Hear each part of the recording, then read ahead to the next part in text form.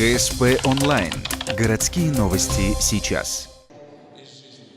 В Ледовом дворце Ухты стартовал открытый муниципальный турнир по хоккею среди юношей. Провели уже традиционное соревнование в честь Александра Семенова, почетного тренера Республики Коми. Он посвятил работе с хоккеистами большую часть своей жизни, вырастив не одно поколение талантливых спортсменов.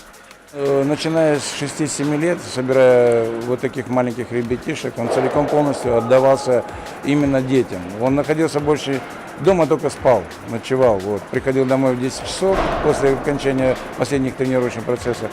Поночевал и утром, бывало, приходил на тренировки, с 6 утра уже на тренировку. В турнире имени Александра Семенова участвуют юноши 2003-2004 годов рождения. Среди тех, кто выходит на лед, есть и ребята, теперешние победы которых заслуга Александра Михайловича. Команда «Беркут» или «Беркутята», как ласково называл своих воспитанников тренер. На хоккей я пошел в 7 лет, сразу попал к Александру Михайловичу. Получается, у него я был до 13 лет, вот до его гибели. Он меня многому научил, и я обязан ему.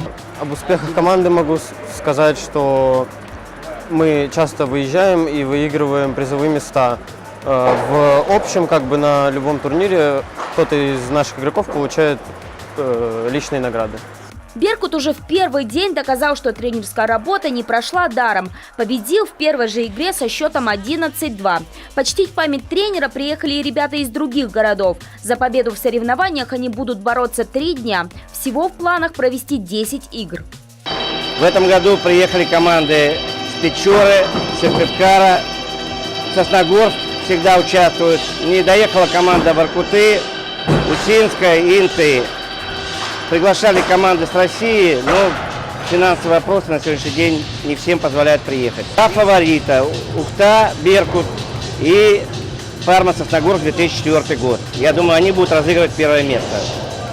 Кому же достанется первое место, узнаем в четверг, 7 марта. Награждение победителей пройдет в 15:30 в Ледовом дворце Ухты.